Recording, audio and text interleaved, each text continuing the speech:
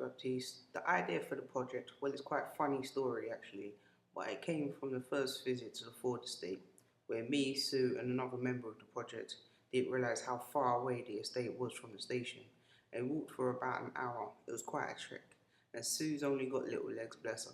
But on the journey, I was inspired by 3 huge wind turbines on the Ford estate, and came up with the idea of a sculpture of wind turbine, which we later found out was part of Ford's eco-friendly values for the environment. And here are some of the initial ideas I sketched. Busy one, busy one, busy one.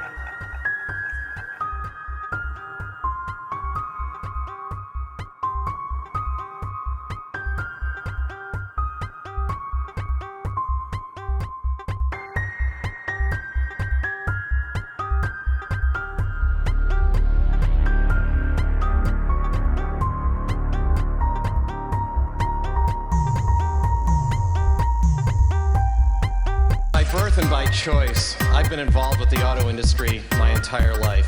And for the past 30 years, I've worked at Ford Motor Company. And for most of those years, I worried about how am I going to sell more cars and trucks. But today I worry about what if all we do is sell more cars and trucks?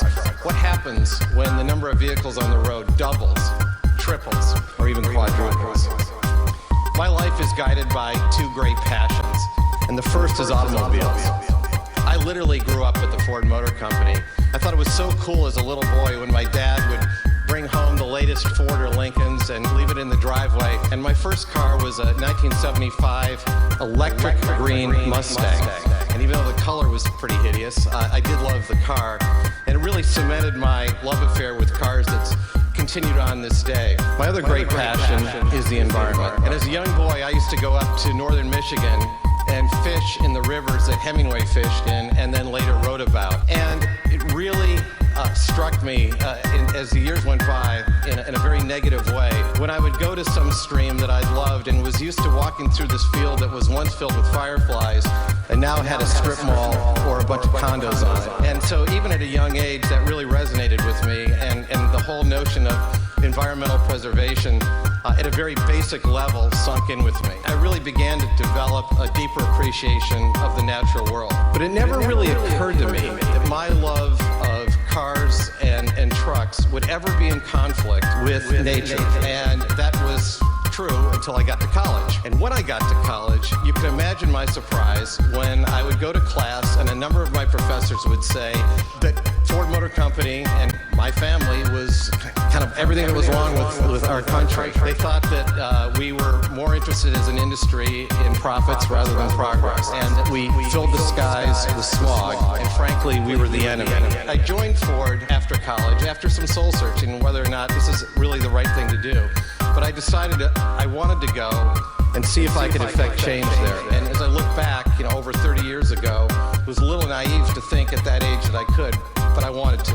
And I really discovered that my professors weren't completely wrong. And I kept speaking out about the environment, and it really was the topic that we now today call sustainability. And in time, my views went from controversial to more or less consensus today. I mean, I think most people in the industry understand that we've got to get on with it. And the good news is today we are tackling the big issues of cars and the environment, not only at Ford, but really as an industry. We're pushing fuel efficiency to new heights. And with new technology, we're reducing, and I believe someday will eliminate CO2 emissions. We're starting to sell electric cars, which is great.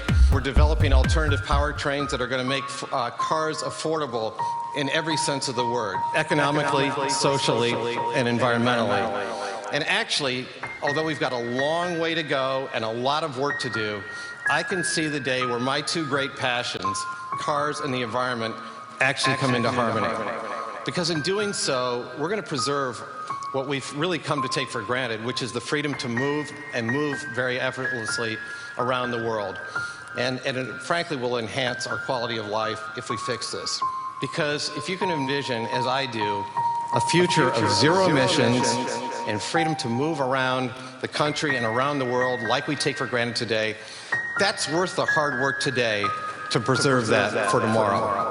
I believe we're at our best when we're confronted with big issues. This is a big one, and it won't wait. So let's get started now. So let's get started now.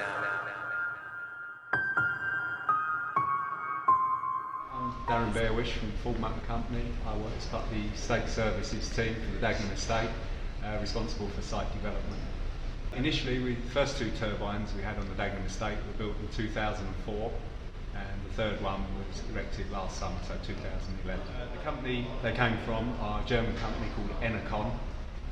We're responsible for the construction of them and oversaw the installation of them along the Ford Motor.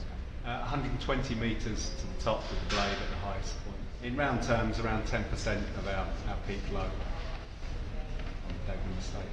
The two original wind turbines are rated at 1.8 megawatts, and the third one is at 2.3 megawatts. Well, I've been at Ford since I left school, so I'm in my 36th year with Ford Motor Company, so I guess I must like something about them. But no, they're a good company to work for.